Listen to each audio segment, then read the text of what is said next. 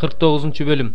Анан Жакып уулдарын чакырып, чогулуп келгиле, силерге алдыда эмне болорун айтып берейин. Жакыптын уулдары чогулуп келгиле, кулак салгыла, атаңар Ысрайылды уккула деди. Рубейн менин тунум, сен менин күч кубатымсың, күчүмдүн башатысың, кадыр баркың артып кудуретке жеттиң. Сен суудай ташкындаганың менен эч кимден артык болбойсуң, анткени атаңдын жаткан жерине кирип төшөгүн булгадың. Шимон менен Леби экөө бир тууган. Алардын кылычтары катаалдыктын куралдары. Мен алардын кеңешине катышпайм. Алардын жыйынына атак даңкым кошулбайт. Анткени алар ачуу калтырып, эркектерди өлтүрүштү. Өз каалоолору боюнча букалардын тарамыштарын кесишти. Алардын каарына наалат, анткени ал катаал. Алардын ачуусуна каргыш тийсин, анткени ал жаалдуу. Аларды Жакыптын арасына бөлүштүрөм. Ысрайылдын арасына чачам. Жүйүт, сени бир туугандарың көкөлөтө макташат. Колуң душмандарыңдын мойнунда болот. Атаңдын уулдары сага таазим кылышат. Жаш арстан Жүйүт уулум Олжодон кайтып келе жатат. Ал баш ийип, арстан сымал, ургач арстан сымал жатты. Аны ким тургуза алат? Элдештирүүчү келмейинче Жүйүттүн колунан бийлик таягы түшпөйт. Тукумунан мыйзам чыгаруучу кетпейт. Ага элдер баш ийишет. Ал жүзүм сабагына кодеген байлайт. Эң мыкты жүзүм сабагына ургачы эшегинин баласын байлайт. Шарапка кийимин, жүзүм ширесине жамынчысын жууйт. Шараптан көздөрү жылтырап, сүттөн тиштери агарат. Забулун деңиз жээгинде кемелер токтоочу жайдын жанында жашайт. Анын чеги Сидонго чейин жетет. Исахар эки суунун ортосунда жаткан күчтүү эшек. Ал бейпилдик жакшы экенин, жер жагымда экенин көрдү. Жүк көтөрүү үчүн ийинин тосуп, салык төлөө үчүн эмгек кыла баштады. Дан Ысрайылдын бир уруусу катары өз элине калыстык кылат. Дан жолдо жаткан жылаан, жолуңдан чыккан уулуу жылаан болот. Атынын бутун чакса, чабандес чалкасынан кетет. Теңирим, сенин жардамыңдан үмүттөнөм. Гатты калың эл кысым калат, бирок ал анын артынан калбай кууп чыгарат. Ашырдын тамак ашы кенен болот, ал падышаныкындай тамак таап келип турат. Напталы, келишимдүү жейрен оозунан ширин сөз чыгат. Жусуп, жемиштүү дарактын бутагы. Булактын жанындагы жемиштүү дарактын бутагы, анын шак бутактары дубалдан ашып жайылат. Жаа тарткычтар аны капа кылышты, ага кастык кылып жаа тартышты. Бирок анын жаасы катуу бойдон калды. Жакыптын кудуреттүү Кудайы колдогондуктан анын колунун булчуңдары бекем. Ысрайылдын кайтаруучусу жана тиреги анын тукумунан чыгат. Атаңдын Кудайы сага да жардам берсин. Кудуреттүү Кудай сени жогорудан асман баталары менен, өрөөндө жаткан булак башаттары менен алкасын, малдарыңды төлдөтүп, май сүткө карк кылсын. Байыркы тоолордун, түбөлүктүү дөбөлөрдүн баталарынан көбөсө артык турган атаңдын баталары менен батасын берсин. Ушул баталар Жусуптун башында жана бир туугандарынын арасынан тандалгандын башында болсун. Бенжамин жырткыч кашкыр, эртең менен карактаган жейт, кечинде олжосун бөлүштүрөт. Ысрайылдын 12 уруусу мына ушулар. Жана аларга атасынын айткандары да ушулар. Аларды алкап ар бирине өз батасын берди. Анан аларга мындай осуят кылды: мен эми өз элиме кошулганы бара жатам. Мени хеттиктердин Эпрон талаасындагы үңкүргө, ата-бабаларымдын жанына койгула. Канаан жериндеги Мамрейдин алдындагы Махпел талаасындагы үңкүрдү талаа менен кошо Ибрайым көрүстөн үчүн хеттик Эпрондон сатып алган. Ал жерге Ибрайымды жана аялы Сараны коюшкан. Ал жерге Исхак менен Ребеканы коюшкан. Ал жерге мен Леяны койгом. Ал талаа жана талаадагы үңкүр Хет уулдарынан сатылып алынган. Ошентип Жакып уулдарына осуяттарын айтып бүттү да, буттарын төшөккө коюп, жан берип, өз элине кошулду. 2 бөлүм. Ошол күндөрдө Рим императору Август бүт өлкөдө эл каттоо болсун деген буйрук чыгарды. Бул Кибрени Сирияны башкарып турган убакта болгон биринчи эл каттоо эле. Ошондо каттоодон өтүш үчүн ар ким өз шаарына барды. Жусуп да Галилеядагы Назарет шаарынан Жүйүт аймагына, Дөөттүн шаары Бейт-Лехемге жөнөдү. Анткени ал Дөөт падышанын тукумунан эле. Ал өзү менен уадалашып койгон кош бойлуу аялы Мариям менен бирге каттоодон өтмөкчү болду. Алар Бейт-Лехемге келишкенде Мариямдын төрөөр маалы келип, тун уулун төрөдү. Аны ороп сарайдагы акырга жаткырды. Анткени мейманканада аларга орун жок болчу. Ошол жерде түнкүсүн талаада түнөп малын кайтарган койчулар бар эле. Күтүлбөгөн жерден аларга Теңирдин периштеси көрүнүп, Теңирдин даңкы жаркырады. Койчулар аябай коркуп кетишти. Периште аларга: коркпогула, мен силерге бардык адамдарды сүйүнтө турган чоң кубанычты жарыялайм. Бүгүн Дөөттүн шаарында силер үчүн куткаруучу төрөлдү.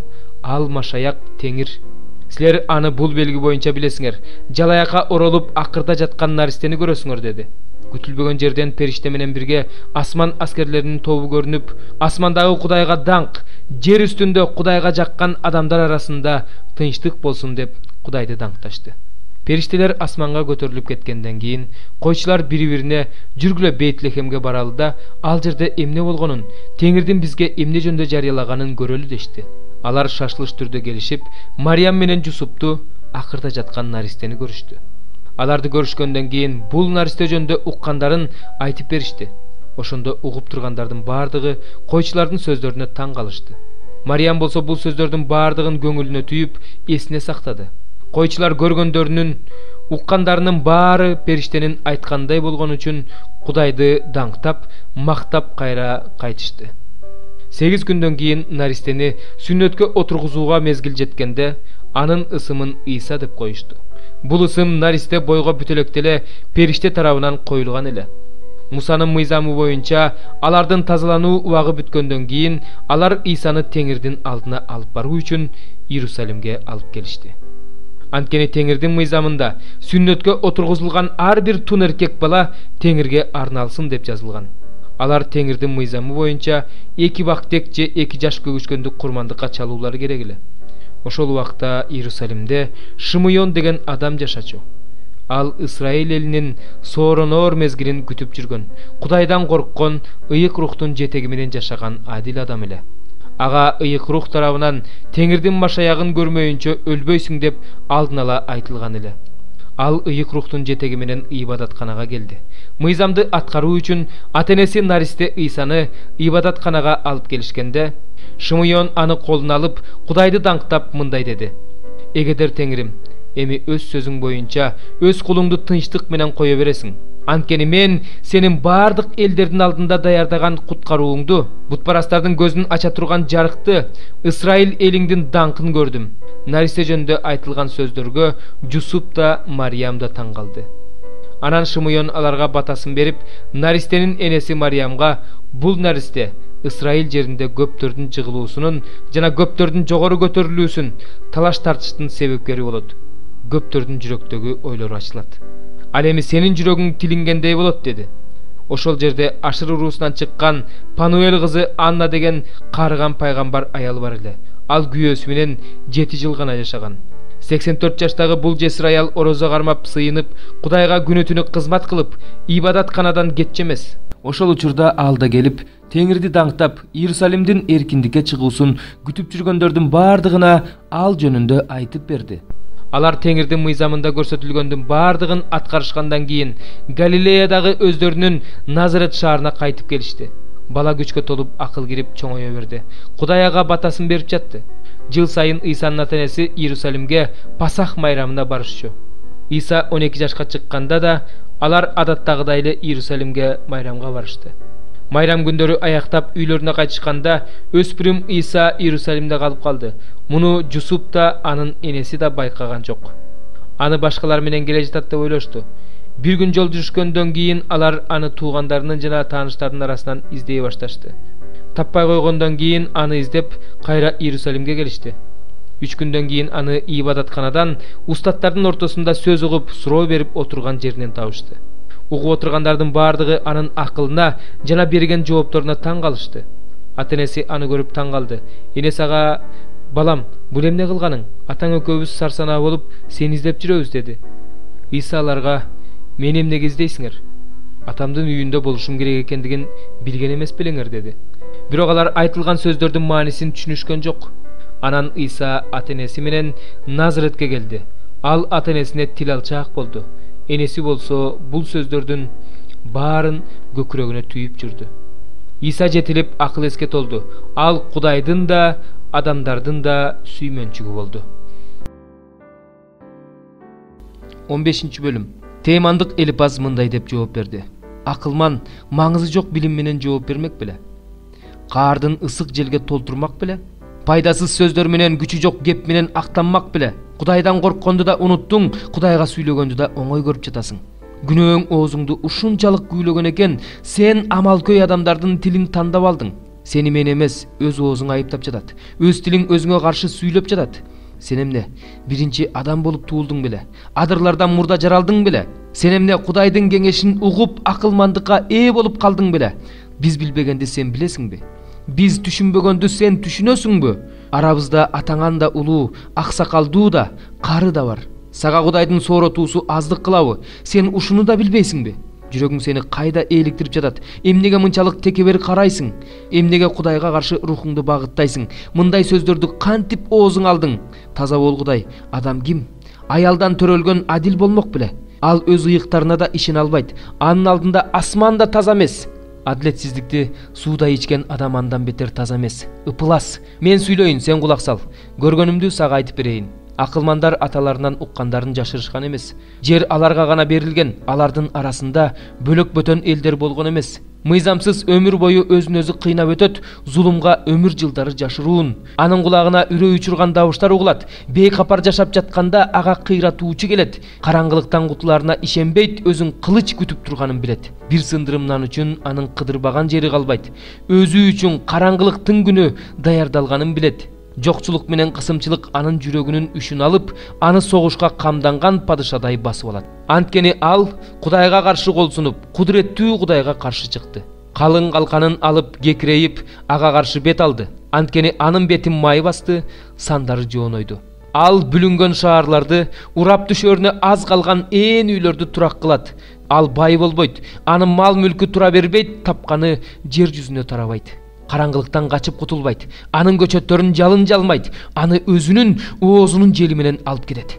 Адашкан адам курулай убаракерчиликке таянбай эле койсун, анткени анын шыбагасы да курулай убаракерчилик болот. Ал мезгилсиз өлөт, анын бутагы көгөрбөйт. Ал жүзүм сабагы сыяктуу бышпаган мөмөсүн силкип салат, зайтун дарагы сыяктуу гүлүн күүп салат. Кудайсыздардын үйү ушинтип кыйрайт, паракордун үйүн өрт жалмайт. Анын боюна кыянаттык бүтүп, жалгандык төрөдү, курсагы алдамчылык даярдайт.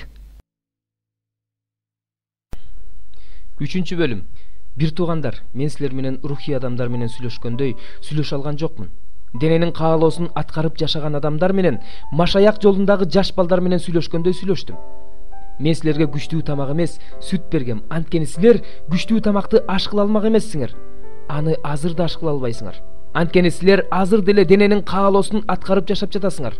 Ортоңордо көрө албастык, уруш талаш, келишпестик бар болсо, дененин каалоосун аткарып жашаган адам эмей кимсиңер? Силер адамдык кылып жаткан жоксуңарбы?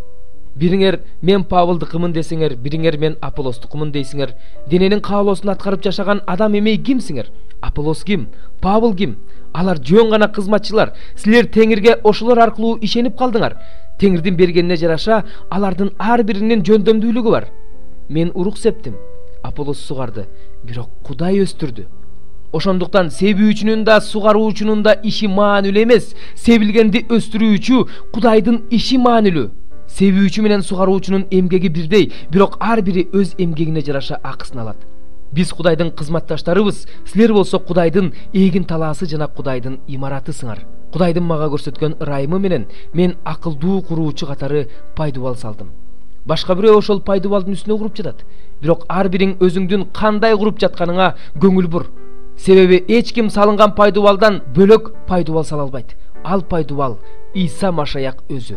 Ал пайдубалдын үстүнө бирөө алтындан, бирөө күмүштөн, бирөө кымбат баалуу таштардан, бирөө чөптөн, бирөө жыгачтан, а бирөө самандан курат. Ар бир адамдын кылган иши сот күнү ачыкка чыгат, себеби от аркылуу ачылат. Кимдин иши кандай экенин от сынайт. Кимдин кылган иши отко туруштук берсе, ал сыйлыгын алат. Ал эми кимдин иши күйүп кетсе, ал зыян тартат. Өзү куткарылат, бирок оттон чыккандай куткарылат. Кудайдын ибадатканасы экендигиңерди, ичиңерде Кудайдын руху жашаарын билбейсиңерби? Ким Кудайдын ибадатканасын талкаласа, аны Кудай талкалайт. Анткени Кудайдын ибадатканасы ыйык, ал эми ал ибадаткана силерсиңер. Эч ким өзүн өзү алдабасын. Араңардан ким бул дүйнөдө акылдуу болгусу келсе, акылдуу болуш үчүн акылсыз болсун. Анткени бул дүйнөнүн акылмандыгы Кудай алдында акылсыздык. Ыйык жазууда жазылгандай, ал акылмандарды өздөрүнүн эле айла амалы менен кармайт. Ошондой эле Кудай акылмандардын ою курой экендигин билет деп жазылган. Ошондуктан эч кимиңер адам менен мактанбагыла, анткени баары силердики. Павылда, Аполлоста, кейфа да, дүйнө да, өмүр да, өлүм да, азыркы учур да, келечек да баары силердики. Силер болсо Машаяктыкысыңар, Машаяк Кудайдыкы.